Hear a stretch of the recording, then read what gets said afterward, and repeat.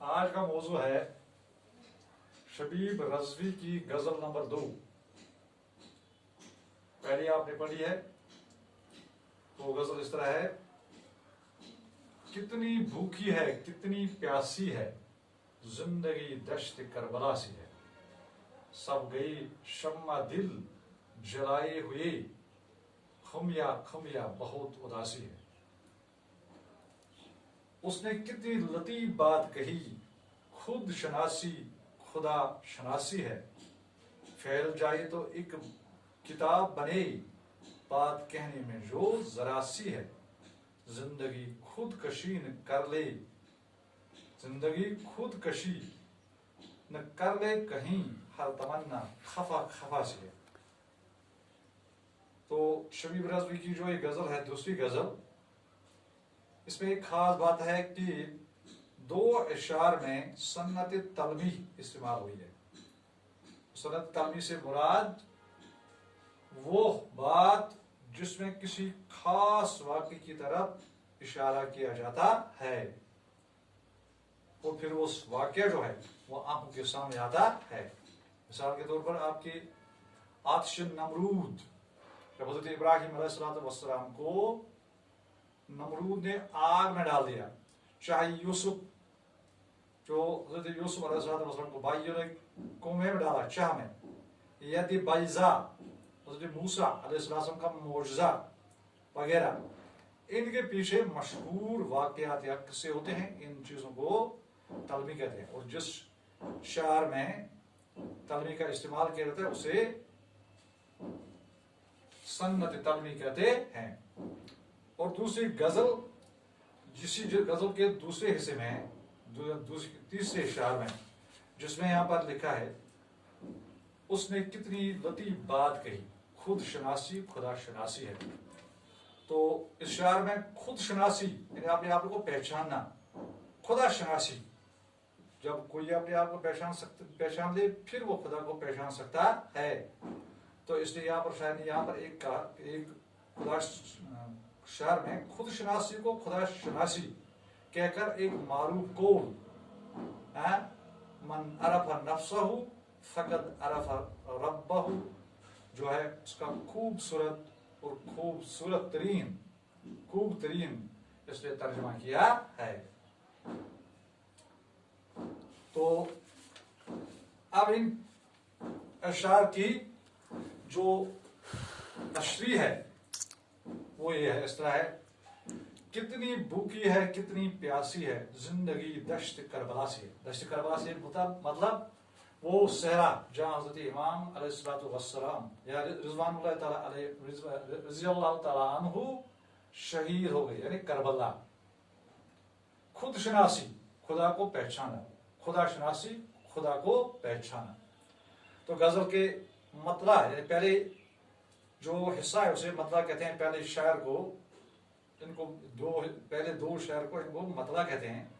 तो इसमें शबीब रजवी जो है वो मौजूदा दौर की जो इंसानी जिंदगी है, इसकी जो आजकल की जो आसूदा हालत है, यानी पुरतनाव हालत है, खस्ता हालत है, इसकी वो एक तस्वीर खींचते हैं और इसको वो करबला के साने के साथ, जो करबला में जो वाकया हुआ उसके साथ तशबीह देता है, यानी उसके साथ उसको मिलाता है।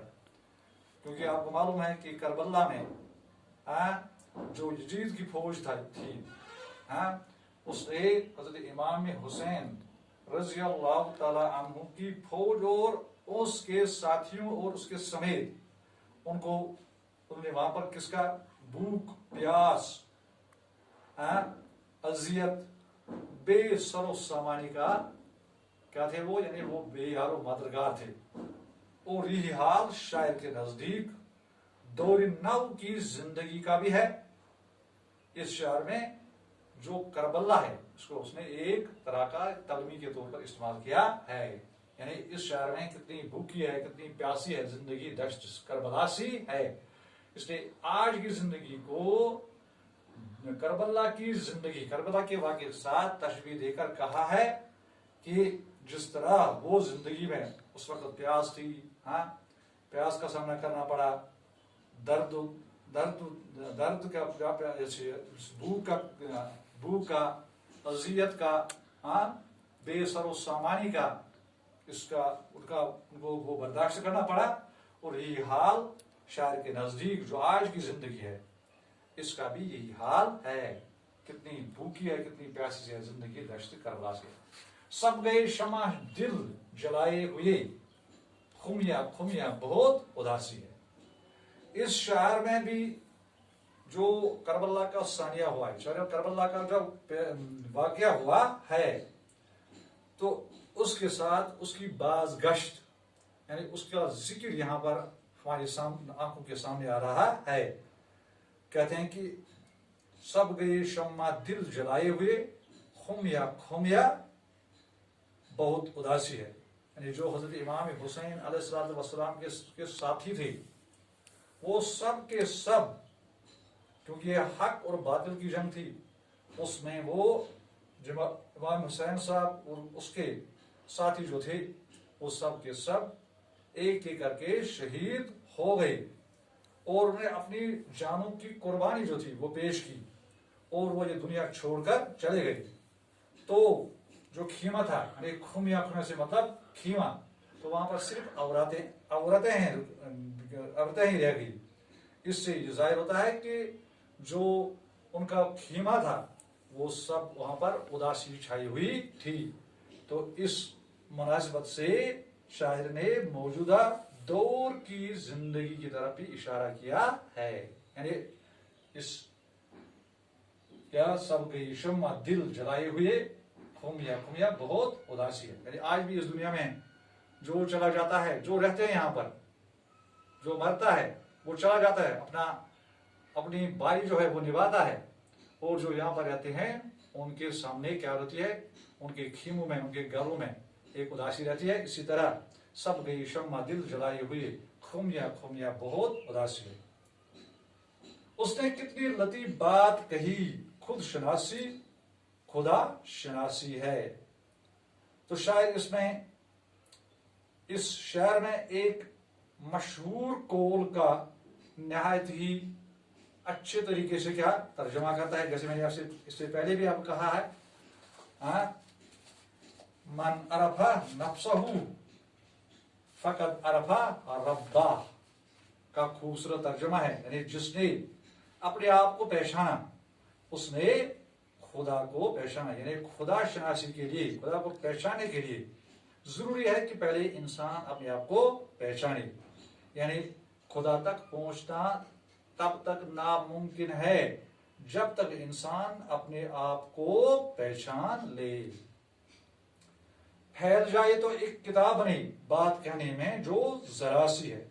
वो शरीफ राज़वी जो है वो इसमें फरमाते हैं, और वो एक नुक्ता की वजाहत करते हैं, और कहते हैं कि अगर एक मामूली सी और मुख्तसर लगने वाली बात जो है वो तवील हो जाती है, वो तवील हो सकती है, और वो इतनी तवील सूरत इख्तियार कर सकती है, तो ये किस पर मुनहसिर है, ये बात को वजाहत के साथ पेश करने वाले पर मुनहसिर है।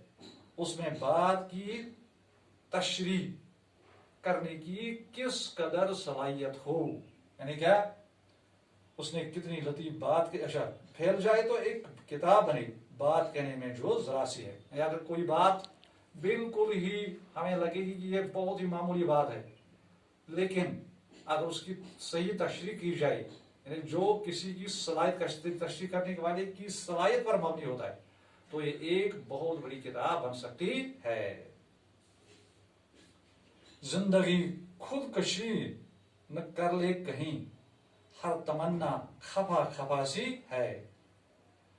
तो कहते हैं कि जिंदगी खुदकशी न कर ले कहीं, हर तमन्ना खफा खफा सी है। तो इस शायर में भी जो है, इसमें कहते हैं कि अगर इंसान की तमन्नाएं अगर वो पूरी होने लगती है तो इंसान का हौसला बढ़ जाता है, और अगर उसकी तमन्नाएं जो है वो पूरी नहीं होती تو اس میں اس کی زندگی میں محرومی کا احساس پیدا ہوتا ہے اور وہ نا امیدی کے گپ اندھیرے میں اتر جاتا ہے یا گپ اندھیرے میں پھنس جاتا ہے اور وہ صرف تبھی سوچتا ہے کہ مجھے اس گپ اندھیرے میں یا زندگی کی اس نا امیدی میں یا اس محرومی میں کس طرح سے چھٹکارا مل جائے. تو وہ اس وقت خودکشی کرنا جو ہوتا ہے اس کو کیا اختیار کرتا ہے. یعنی اس شعر میں شاید جو ہے اس نے ایسی بات بیان کی ہے جب ہر تمنا پوری نہیں ہوتی تو کوئی ایسا نہ ہو کہ زندگی میں بیزاری ہو کر انسان خودکشی کر لے. تو اب یہاں پر کچھ سوال ہیں, سوالات کے جواب دو. ایسے 3 اشعار قلم بند کیجئے جنہیں واقعہ کربلا کی طرف اشارہ کیا گیا. کتنی بھوکی ہے, کتنی پیاسی ہے, سب گئی, کتنی زندگی دشت کربلا سی ہے. تو یہ 3 اشارے جس میں واقعہ کربلا کی طرف اشارہ ہے. ایک ہے کتنی بھوکی ہے, کتنی پیاسی ہے, زندگی دشت کربلا سی ہے. دوسری ہے سب گئے شمع دل جلائی ہوئی, خیمہ کھمیا بہت اداسی ہے. اس میں بھی کربلا کی طرف اشارہ ہے. ہماری شرط کے ہم پر ہو سائے رحمت, یعنی جو آپ کی پہلی غزل میں تمہاری ضد ہے کہ کوفے میں سر کھلا رکھنا. یعنی کوفہ جو ہے یہ وہی شہر ہے جس میں حضرت امام حسین رضی اللہ تعالیٰ عنہ شہید ہوئے. پہلی غزل کے دوسرے شعر میں کیوں بچوں کو گھر کھلا رکھنے کے لیے کہا گیا ہے. شاعر جو ہے اپنی لا بالی سے مراد جو ہے وہ ہے بدمزگی, اس کی طرف اشارہ کرتے ہوئے اس میں گھر چھوڑ کر جو وہ تنہائی کہتا ہے کہ تنہائی میں نے اختیار کی, لیکن وہ سوچتا ہے کہ کیا معلوم رات کی اس تنہائی میں ہو سکتا ہے کہ میں اس سناٹے میں اکتا جاؤں یا اسے تنگ ہو جاؤں. تو اس لیے میں نے اپنے بچوں سے کہا کہ میرا دروازہ کھلا رکھنا, میں اس تنہائی کو چھوڑ کر پھر گھر آ سکتا ہوں. پہلی غزل کے تیسرے اشارے میں شاید جس واقعے کی طرف اشارہ کیا اسے مختصر طور پر بیان کیجیے. تو اس شعر میں جو ہے پہلی غزل کے تیسرے شعر میں اس نے واقعہ کربلا کی طرف اشارہ کیا.